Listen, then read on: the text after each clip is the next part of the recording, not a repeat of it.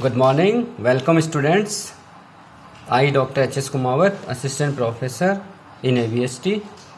हम देख रहे थे security analysis and portfolio management, आपका पेपर सेकंड। सबसे पहले मैं आपको सिलेबस समझा देता हूँ, कौन कौन से चैप्टर हमको हमारे सिलेबस में है।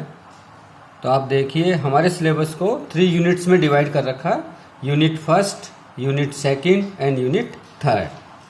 यूनिट फर्स्ट में जो हमारे सिलेबस में है इन्वेस्टमेंट, मीन्स हम इन्वेस्टमेंट के बारे में देखेंगे। What is investment, real assets, financial assets, objective of investment, characteristics of investment, investment alternatives और इन्वेस्टमेंट स्पेकुलेशन, गैम्बलिंग, ये सब इन्वेस्टमेंट में देखेंगे हम।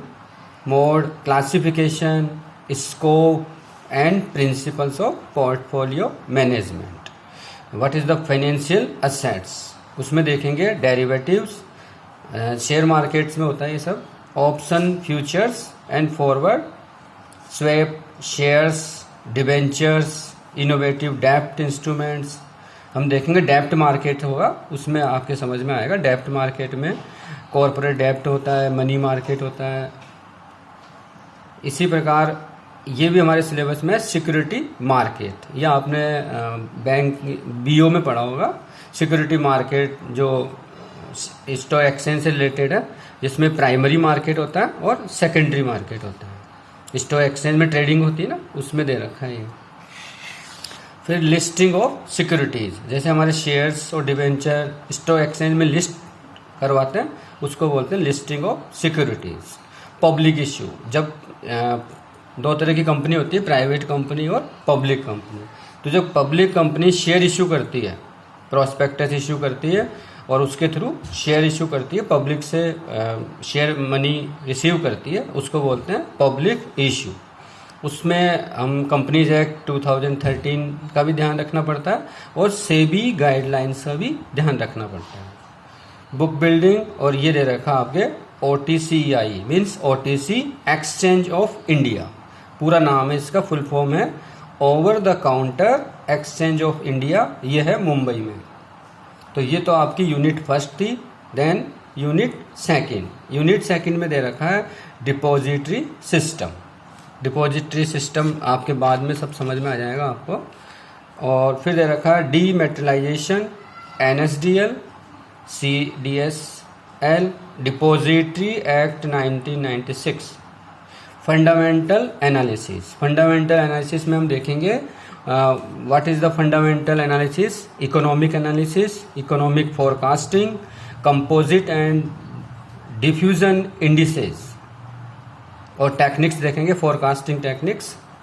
उसके बाद दे रखा है टेक्निकल एनालिसिस। टेक्निकल एनालिसिस में हम देखेंगे basic assumptions of technical analysis, Dow theory, Elliott wave theory, charting, chart patterns, mathematical indicators, MACD means moving average, convergence and divergence, market indicators.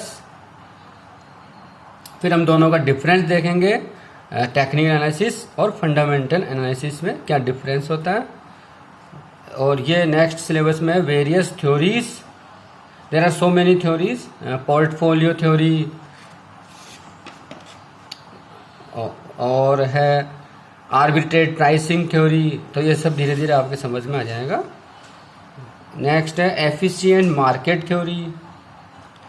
Unit third में हमारे सिलेबस में है risk and return. मैंने आपको previous class में बताया था, high return होगी तो हाई रिस्क होगी, लो रिटर्न होगी तो रिस्क भी लो होगी।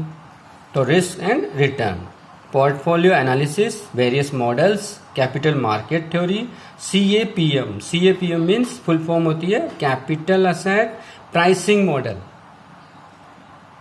Arbitrage pricing theory, single factor model, multiple factor model, portfolio performance evaluation, various models, ये सब हम देखेंगे।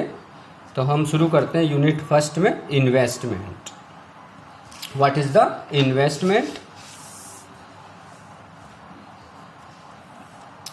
मैंने आपको प्रीवियस क्लास में बताया था, जैसे आपके पास सरप्लस मनी है तो आप उस सरप्लस मनी को क्या करते हैं, कुछ इंटरेस्ट एक्सपेक्ट करते हैं कि उससे कुछ इंटरेस्ट मिल जाए, इनकम हो, तो मैं इस सरप्लस मनी को कहीं इन्वेस्ट कर देता हूँ। जैसे हम बैंक में एफडी करा सकते हैं या कंपनीज के शेयर परचेज कर सकते हैं, उस पर डिविडेंड मिल सकता है, या स्टॉक एक्सचेंज में हम ट्रेडिंग कर सकते हैं तो उससे भी प्रॉफिट हो सकता है।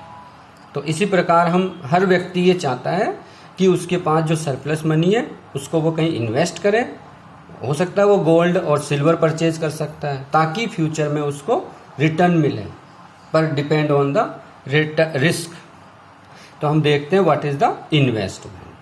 Investment is the sacrifice of certain present values for the uncertain future rewards.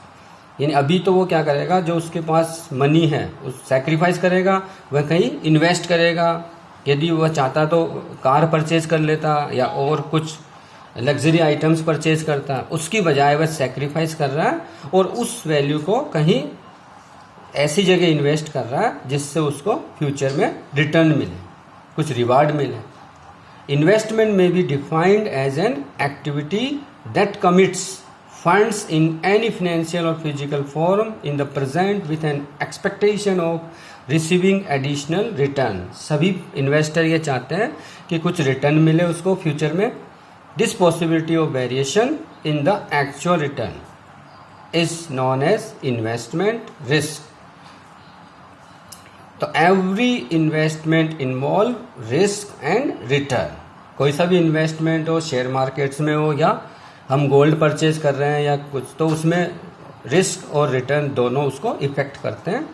तो इन्वेस्टमेंट को बता रखा है इकोनॉमिक के हिसाब से, लेमैन के हिसाब से और फिनेंशियल के हिसाब से।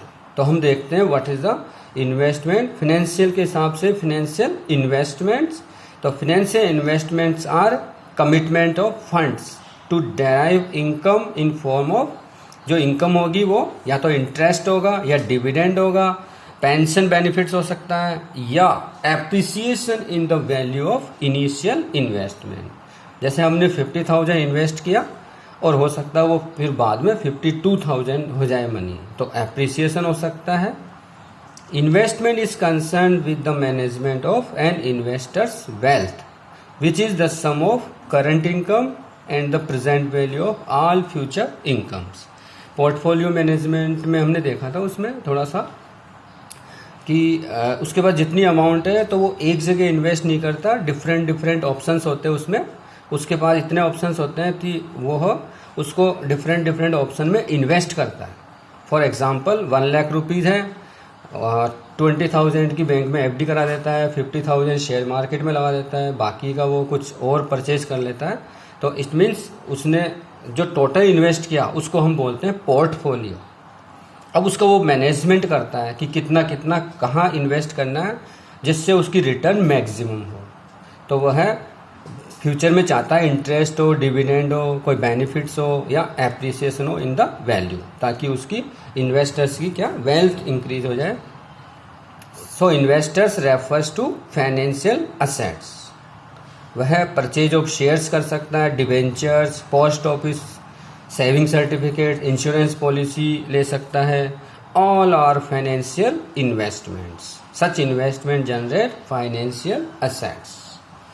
अब इन्वेस्टमेंट की प्रोसेस क्या होती है वो हम देखते हैं। What is the investment process. Investment process involves analysing the basic nature of investment decisions. सबसे पहले तो वह जहां इन्वेस्ट करना चाहता है उसका एनालिसिस करता है and organizing the activities in decision process.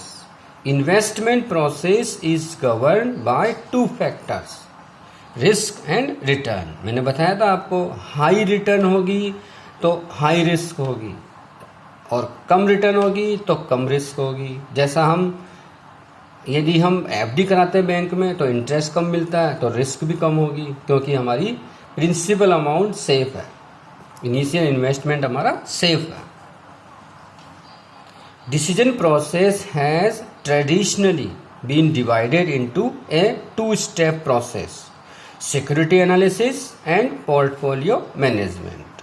Security analysis involves the valuation of securities, whereas portfolio management involves the management of investors' investment selection as a portfolio.